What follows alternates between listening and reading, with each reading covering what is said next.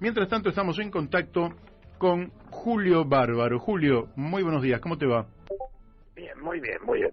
Bueno, te manda saludos, hay varios, pero yo voy a destacar uno que es el defensor del pueblo de la tercera edad, doctor Eugenio Semino, amigo en común. Es mi amigo, Sí. Semino es mi amigo de muchos años. Sí, pero dice que te recuerde que le debes una polenta en lo de siempre. Tiene razón, Pero tiene razón. ustedes vienen para atrás, ustedes en lugar de un asado, de un, no sé, de un buen plato de ravioles, No, polenta. la polenta bien hecha, polenta mórbida, están los grandes restaurantes de Buenos Aires y es cara, muy cara. Ah, mira. Ah, bueno, yo no sabía. Yo cuando no tenía nada para comer comía polenta. Si vos vas a Marcelo o a Sotoboche, polenta mórbida es uno de los platos, de las exquisiteces de esos lugares. Excelente. Bueno, espero que me inviten a mí también un día. Es la polenta de verdad, no la de 10 minutos, la que la de harina de maíz.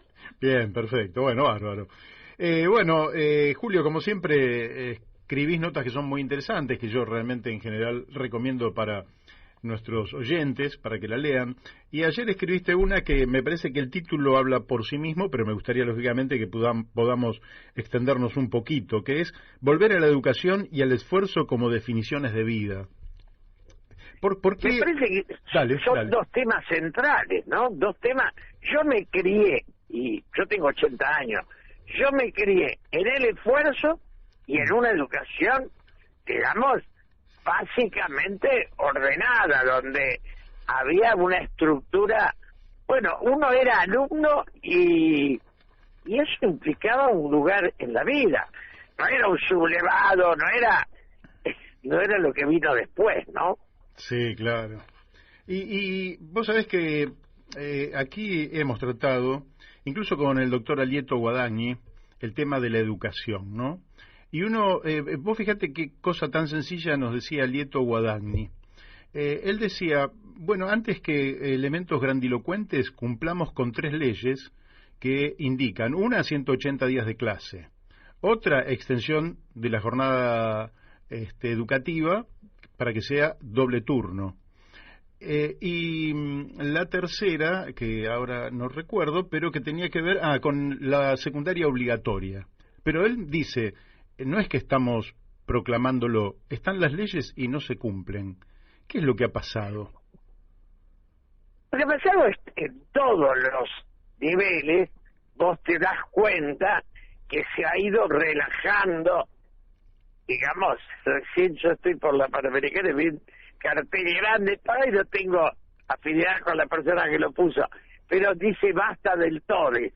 Digo, si ha pasado que hemos terminado en esta idea de que el progresismo es la destrucción de las tradiciones y sin ofrecer nada a cambio. Nuestra sociedad, yo a veces me enojo porque yo fui diputado en el 73 en un país que no era de Perón, era de Perón, de Lanuse, de Frondizi, de Ilia, de Onganía, donde no había un subsidio y no había un caído en la calle. Y no había deuda. Entonces, después viene un idiota y dice, no, hace 70 años no. La Argentina, desde el 76, cuando se instalaron 400 entidades bancarias para destruir millares de industrias, desde ese momento mataron, pero también robaron. Los derechos humanos están reivindicados, pero la reconstrucción de la economía y de la industria, no. Yo soy técnico mecánico, quiere decir que yo tenía doble turno y me eduqué, digamos, en la escuela secundaria, también en la primaria, pero en la secundaria en una escuela pero muy exigente, cuyos técnicos iban a parar a la aviación, ¿verdad? De manera que la exigencia tenía que ser mucho porque el director decía, cuando un avión sale, no hay lugar para ninguna falla. Es decir, las posibilidades de error tienen que ser 0 porque si no el avión se cae. De aquello, y en la misma escuela que estudié yo, hubo una decadencia monumental, a tal punto que se promueve a la gente, a los chicos, se los promueve simplemente para que tengan un supuesto ascenso social. Lógicamente, sin capacitación real, luego el fracaso. ¿Cómo se empieza a salir? Sumale a ese el invento de un montón de universidades que no tienen el más mínimo sostén de nivel. Esto es otra cosa, porque hacer una universidad no es un hecho administrativo. No hay ni talento, ni excelencia, ni concurso. Bueno, se han hecho universidades que son refugios ideológicos, ¿no? Claro, claro. Ahora, da la impresión que el país no termina por definir para qué educar a la gente. Es decir, es como que estamos en un país sin definiciones claras. Yo lo escuché el otro día en la presentación del libro a Mauricio Macri, expresidente de la Nación, haciendo un alegato contra Aerolíneas Argentinas, donde él sostiene que hacia fin de año, cuando se haga el balance de lo que representó la estatización de Aerolíneas Argentinas, estamos hablando de 10.600 millones de dólares, con los cuales él dice podríamos haber hecho las líneas ferroviarias más importantes del mundo, pero él tomó... Ahora, con la deuda de él, yo estoy de acuerdo en lo de Aerolíneas, hay que sacarla. Ahora, con los 47.000 palos que él le pidió al Fondo Monetario, no hizo un jardín de infantes el muchacho este, ¿no? Efectivamente. Entonces, no puede ser tan cara dura. Lo de Macri es realmente... Vos fijate cuando pone en su libro que Irigoyen fue un líder populista. Yo digo, los radicales son demasiado buenos, porque primero que demuestra que es bruto, y segundo que no le amarreten porque no le paga un corrector. Si hubiera puesto un editor más o menos bueno, esa estupidez se la saca. O sea, con Irigoyen se inicia la elección, la democracia. Él le parece que la democracia es populista. Queda muy claro que este muchacho más de los golpes no tuvo nada en su vida, ¿no? Y en su familia. Sí, claro, pero si estuviéramos hablando de un privado sin gravitación política, no sería nada, pero estamos hablando de uno de los que potencialmente puede ser candidato a presidente el año que viene. No, pero no me asuste, bueno, que... Lo dejamos, aunque no es que sienta que los demás de ese espacio están, por lo menos los que tienen mejor perfil, no sé.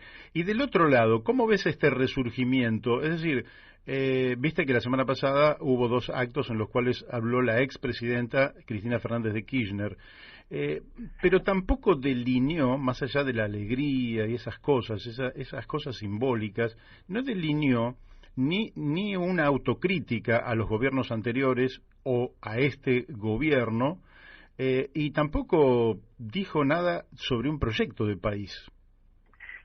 Yo creo que, Cristina, desgraciadamente hay un tema... O sea, cuando cayó la Unión Soviética, cayó por la burocracia. Había un libro que por ahí lo tengo en la biblioteca, en la nomenclatura. La Argentina tiene una dirigencia política y sindical que se enriquece en contracara de empobrecimiento de la sociedad. Y eso abarca de un lado y del otro. Por eso, Cristina, en algunas de las cosas que dice, son peronistas. A mí me da bronca, porque ella nunca fue peronista, pero cuando tiene que, digamos, está reivindicando los restos de la guerrilla de los 70 y del PC. Nada que ver con el peronismo, nunca lo quiso, y yo lo discutí con ella, no es que me lo contaron. Pero cuando se tiene que refugiar, se refugia en el peronismo. Ahora, en lo esencial, los discursos son pobres porque si no hay unidad nacional, no hay destino común. Entonces, algunas de las cosas que dice Cristina están más cerca de la verdad que las que dice Macri. Sí. Macri ya está en la defensa de los ricos, que lo único que hablan es tener economistas que bajen los impuestos y aflojen las leyes laborales para que se pueda llevar un poco más de lo que se lleva. Yo me crié en un país donde no había un caído ni un subsidiado. Eso es desde el 76 para acá. Muchachos, no mientan más, revisemos qué hicieron en el 76.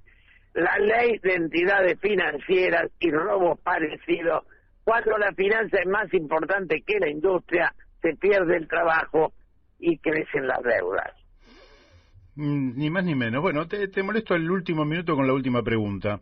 ¿Cómo se inicia un proceso de reindustrialización en la Argentina que es absolutamente indispensable, tanto sea para la reconstrucción de la economía como para la reconstrucción de la cultura del trabajo y la reconstrucción de una educación que tenga sentido para que el ascenso social sea fruto de la educación y el esfuerzo, como planteas en la nota.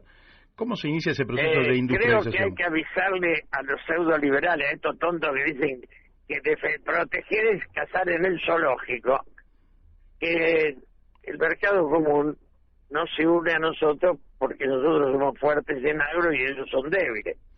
Entonces, la libertad de los fuertes para aplastar a los débiles es eterna, pero si uno asume que es débil, tiene que tener su protección. Y ese liberalismo que nos imponen Martínez de Oz y Cavallo en el 76 con las 400 entidades financieras, ese capitalismo generó la deuda que hoy tenemos y la miseria. Argentina no tenía un caído y tenía una absoluta seguridad. Todo se inicia en el 76. No me vengan con el cuento del peronismo, del radicalismo.